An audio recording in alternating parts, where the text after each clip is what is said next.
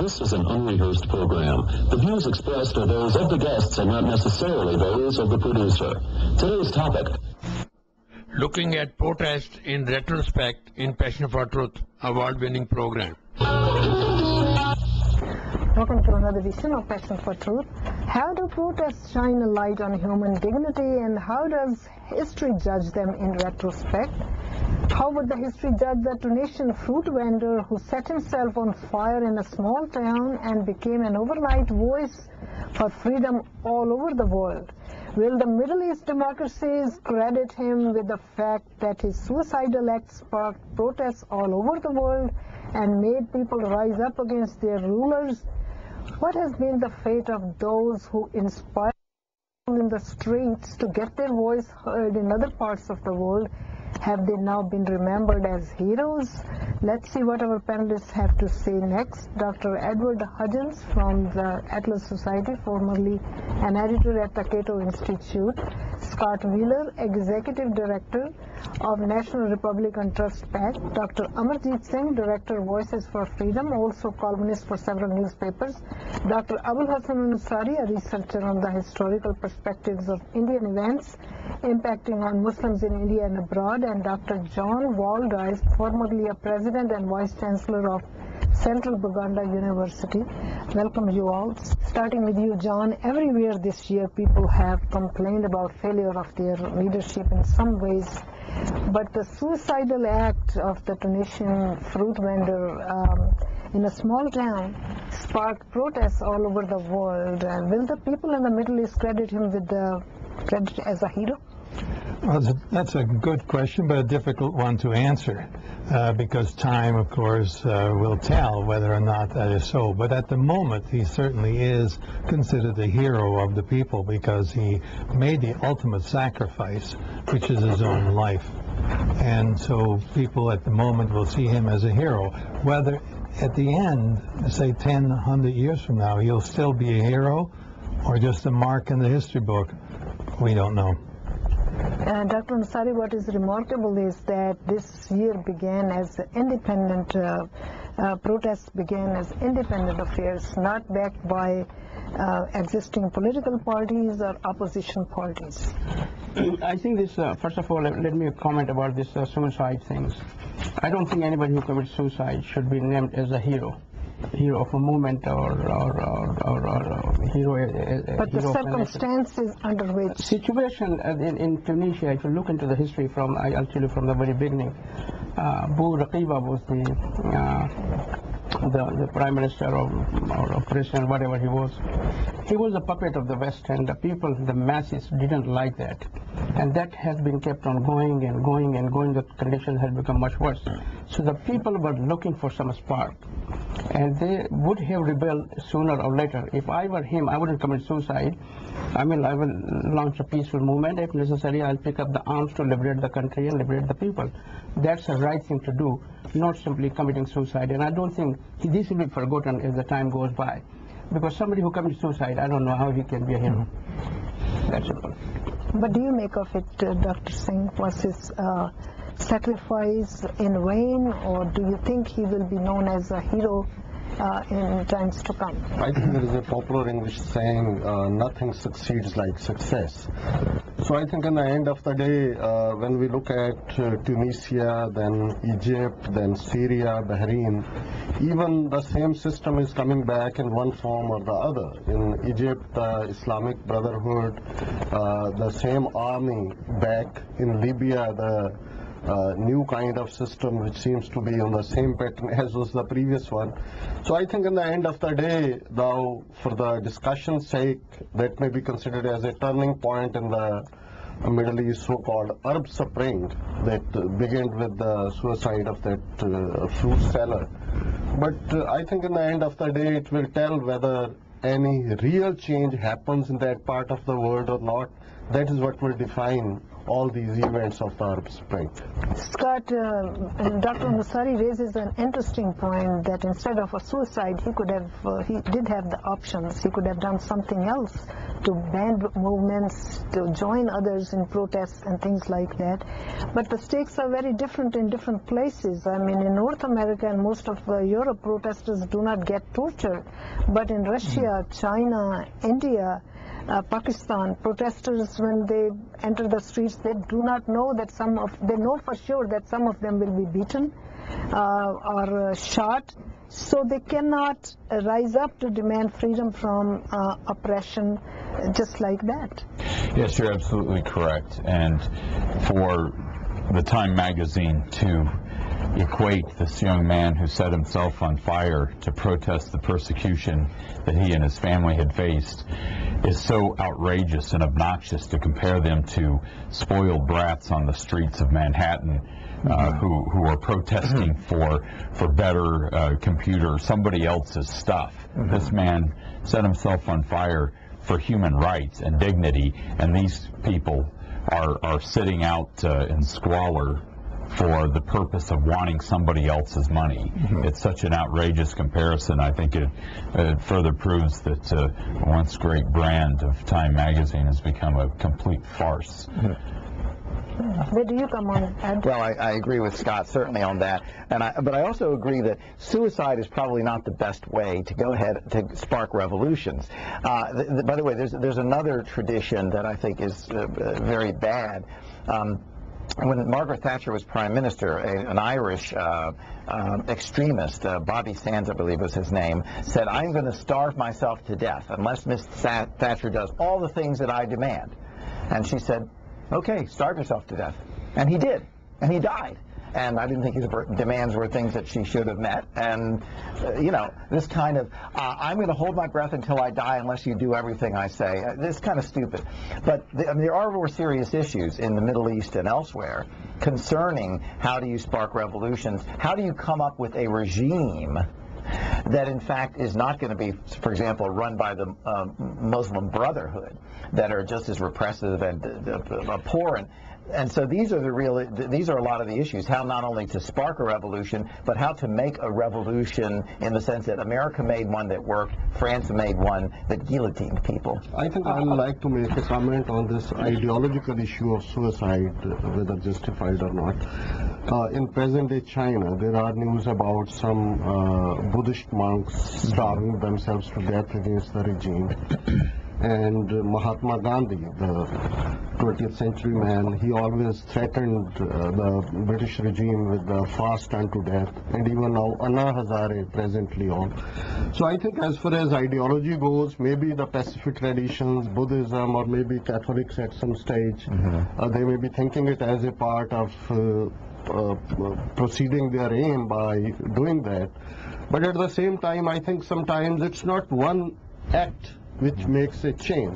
It is already when we say that things are to the brim and any ignition somewhere in the form of suicide or in the form of any challenge or even somebody pointing to the regime with a finger saying, here is the person who is guilty, and then everybody picks up the finger and starts pointing out. That may be the triggering point, but in itself I don't think that any suicide anywhere can make a change. Let me interject here. You brought the Gandhi thing. I was going to bring that one up, that Mahatma Gandhi has pressurized the British and when they were fighting for the freedom. Mahatma Gandhi went on the 10 times fast unto death. Unless you meet our demand, I just want to go on a fast unto death and die. If the British did not carry out, Gandhi would have died 10 times before. I would have taken my head off for Gandhi if he died in one. If you said it, then you mean it. Otherwise, don't do it. Second thing is that I will bring out to the Bhagat Singhs. He was a shrewd politician, not a saint. Yeah, but that's what I'm saying. I'm giving you two examples. Yeah. I like Bhagat Singh. We were all fighting at the same time. He bombed the British viceroy and he was hanged.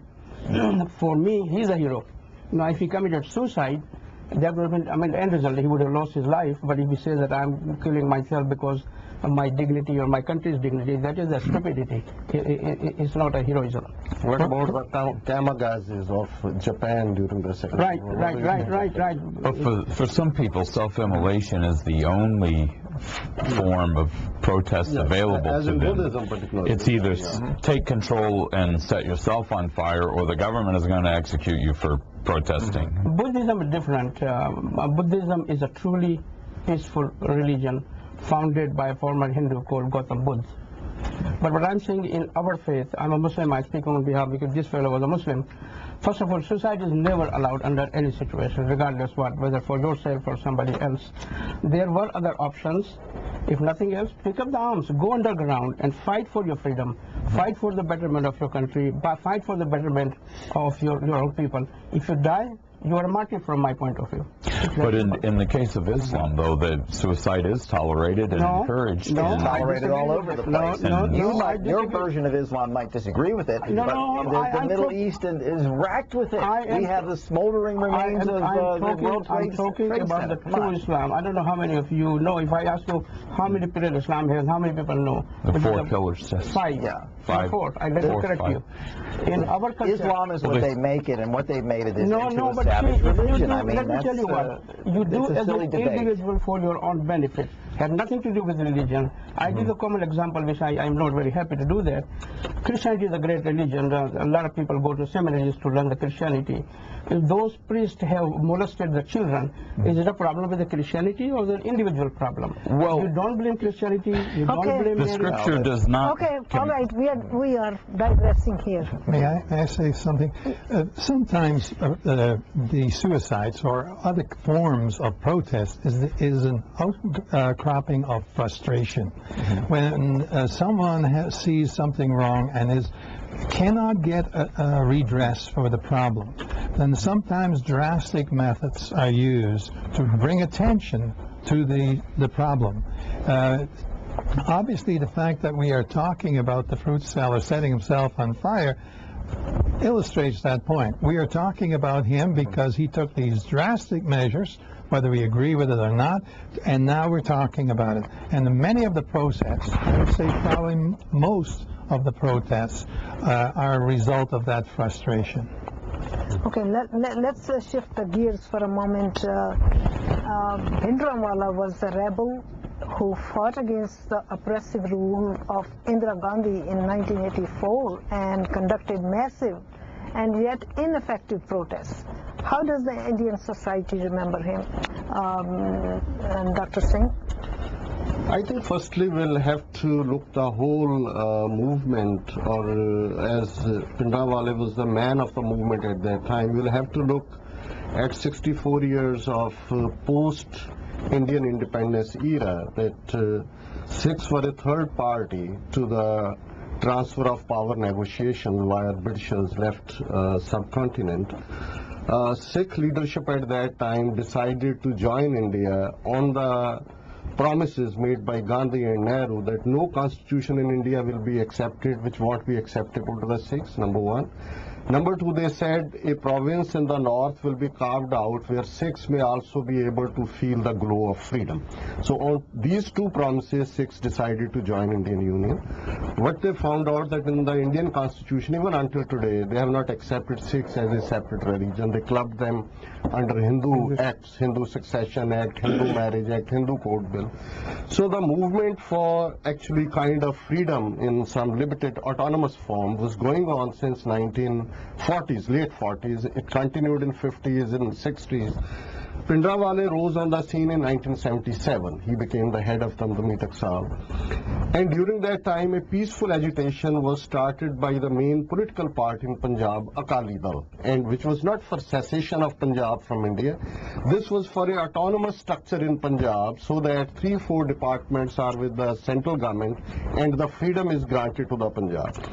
That was the biggest peaceful movement in Indian history. Look at even Gandhi's Quit India movement of 1942. Only 35,000 people went to the jail. What went wrong? I think if I use the term Hindu majority, it may look like a kind of communal definition. I'll use the word permanent cultural majority. Now, when we talk about the peaceful agitations, when the Gandhi started peaceful agitation, Britishers in no time in India were more than 40,000 or 50,000 in number. There were 330 million Indians. Sikhs are a microscopic minority in Punjab, less than 2%. So in a small agitation which continued between 1982 and 1984, over 200,000 Sikhs courted arrest. That is on record. That continued for 2 years. And Indira Gandhi knew that she couldn't suppress this. There was electoral politics and all.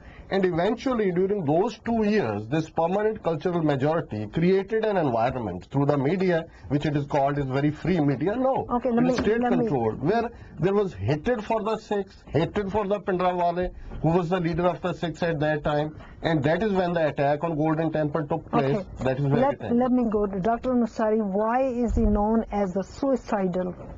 Why the history books describe him as suicidal? I don't agree with that he was suicidal. I mean, I have a great respect for Sant Bhindranwale, regardless who says what.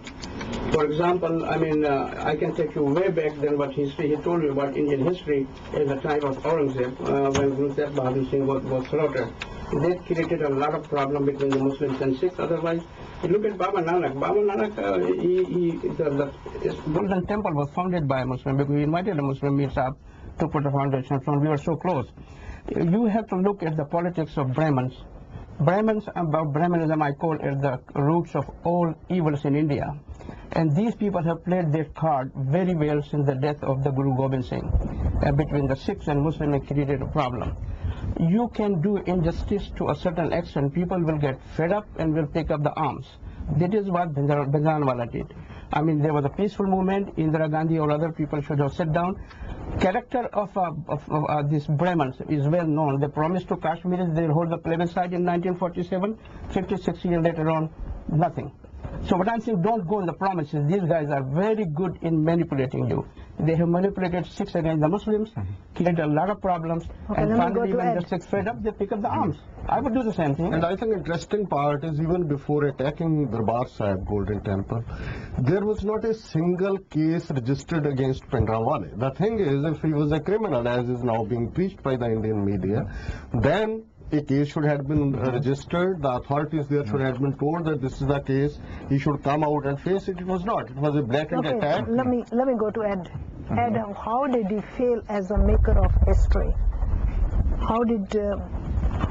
Are you familiar with? I cannot. We can only say that 50 years from now, or 100 years from now, how any particular individual is going to fare as a maker of history. But it is interesting, as I'm listening to this discussion, in one sense, as an American, I don't have a dog in the fight, we like to say. In other words, I'm not a Muslim, I'm not a Sikh, I'm not a Hindu. But here's my point. As sort of an outsider, I look at it and I say, you know, I wonder if 50 years from now, 100 years from now, I'd like to see it even sooner, these questions won't bother people because their identity will not be so tied with, I am first and foremost a fill-in-the-blank, Sikh, Muslim, Hindu, and which sets themselves off against others. One of the things that's happened in America over its history. Are you saying that the religious identity will be diffused? I hope so. I hope so, because in the West, it used to be, in the 30 Years' War, and much of Western history was basically armies slaughtering each other over religious differences. And one of the things, certainly in the United States as well as elsewhere, that we've tried to do is have the notion of tolerance. So sure, you might be a Catholic, a Protestant, a Jew, a Hindu, whatever that happens to be, and that's your personal thing, but in terms of society, people get along together fine and so forth. I'd love to see that sort of what I call liberal tolerance. I must object in India. To what you said, Ed. The Mao, Stalin, and Hitler were all atheists, and so most people were slaughtered. Let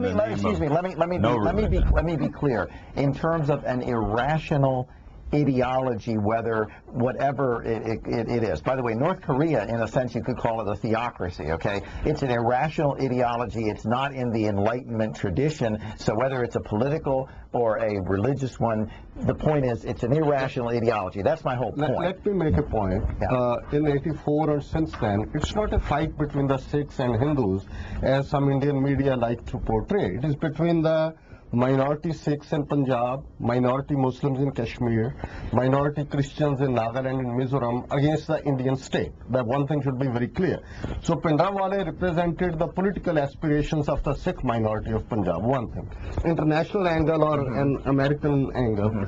The day attack took place on Golden Temple, a Russian foreign minister standing in Moscow in a press conference said, the Sikh militancy is being encouraged by CIA and Pakistan's ISI. That was the time when ISI was in close touch with CIA. Americans were sitting in Pakistan, as in 1979 Soviets had invaded Afghanistan. The same thing was said by Indira Gandhi in Indian Parliament, that some foreign powers want to destabilize India. So it's not that Bhindranwale phenomena is limited to the Sikhs or that part, but it was a big Indian game with the Soviet Union, of which India was a satellite state, to use religion to suppress Sikhs in Punjab and India. Dr. Nasari, why is it that history books so far have portrayed him as the one who damaged the fabric of India's unity, or when he shook India out of its suppression? Why is he being painted? Well, if you look into the Indian books, Indian history, it has been written and rewritten and rewritten. Excuse me. I call it the adulteration of the Indian history. Since this Bajpayee guy was there, he changed the whole history. Yeah. So he is going to be projected as a terrorist, because they're not going to project him as a hero. The reason is that because if they project him as a hero, they think that the India might disintegrate, people are asking for their own rights, etc., etc. And this creates more problem between the Sikhs, other minorities, and the fanatics on one side. As I said, Brahmanism, I consider the all evils of the all roots of all the evils in India. So you have to understand this game of a Brahmanism. You need to be a very good chess player. Indira Gandhi was a Brahmin, Nehru was a Brahmin, other guys were Brahmin, and you look at them, Chief Justice, other judges, they are all Brahmins. So what I'm saying, they are not going to project you as a hero unless you are from amongst them. And regardless of what they do, I mean, I know the history, and as I said, Bhindranwale is my hero. I'm not a Sikh, but I am on the side of those who have been suppressed. Let me ask John. Let me ask John. John, so whether you give somebody a hero status or not hero status depends on the ideology of the ruling government. Is that how you read it in third world countries?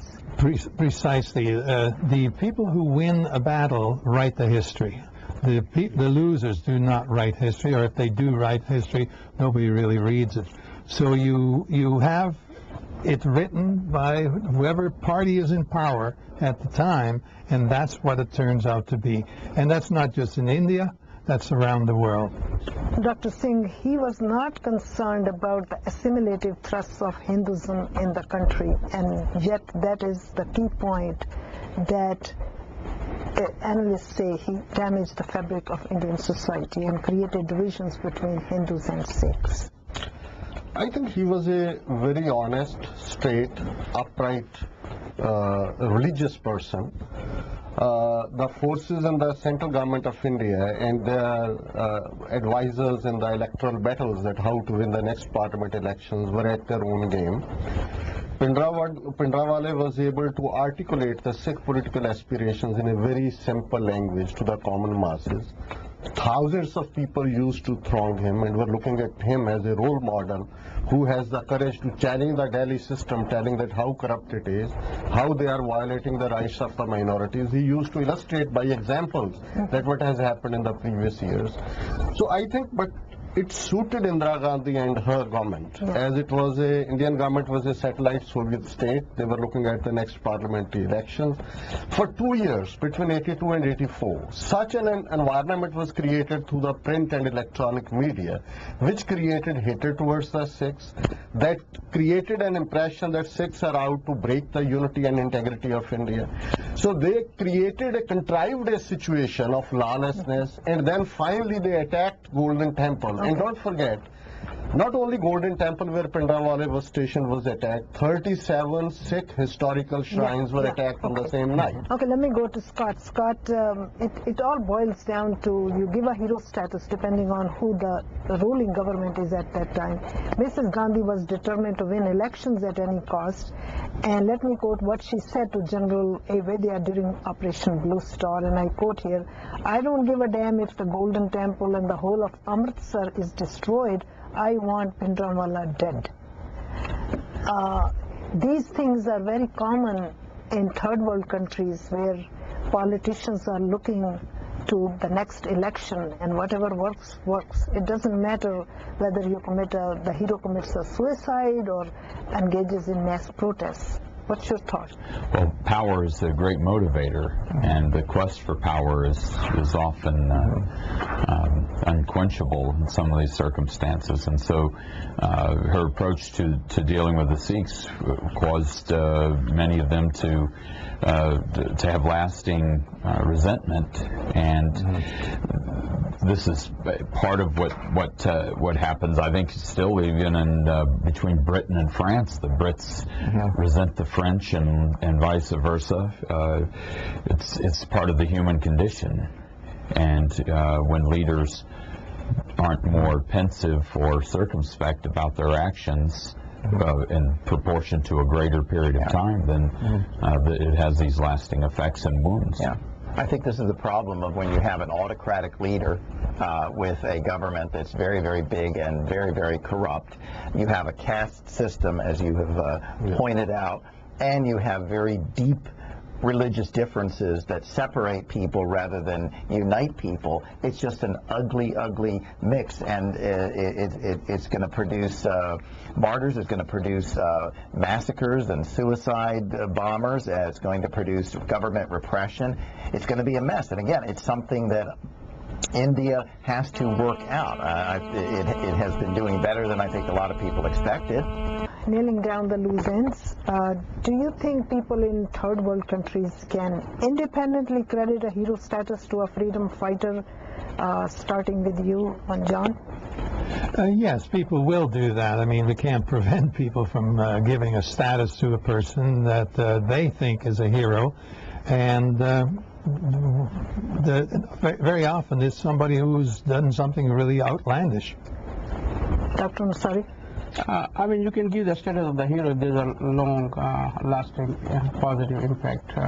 I don't think if there is an emotional outburst because of one guy who puts himself onto the fire and forgotten in the next moment. I think in the Bhindranwale's case, already by the end of the last millennium, 28 million Sikhs around the world voted Sant Bhindranwale as the Sikh of the century. He is already a hero and a martyr. And I'll end with the closing words of Bhindranwale himself when he said, "We want to live in India, but as an equals, not as slaves. But the day Indian government will attack Golden Temple, sanctum sanctorum of the Sikhs, foundations of Khalistan will be laid."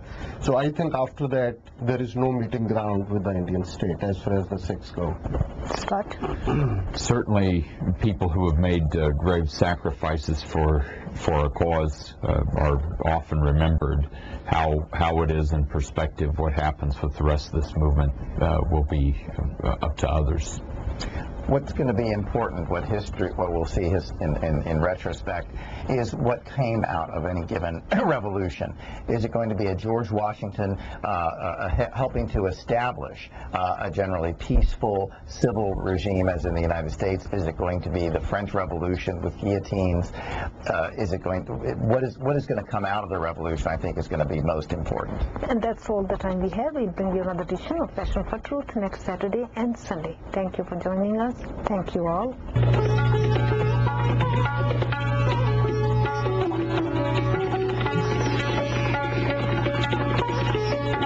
If you have any question, comment, or suggestion on this program, please send us an email at mschawla@hotmail.com or write to us at 1011 Sod Meadow Lane, McLean, Virginia, 22101. You can also access these TV programs and the radio programs archived on the internet at your own time on the internet at our page www.passionfortruthtv.com. Please watch these TV programs every week at the same station and at the same time, and send your comments to mschawla@hotmail.com.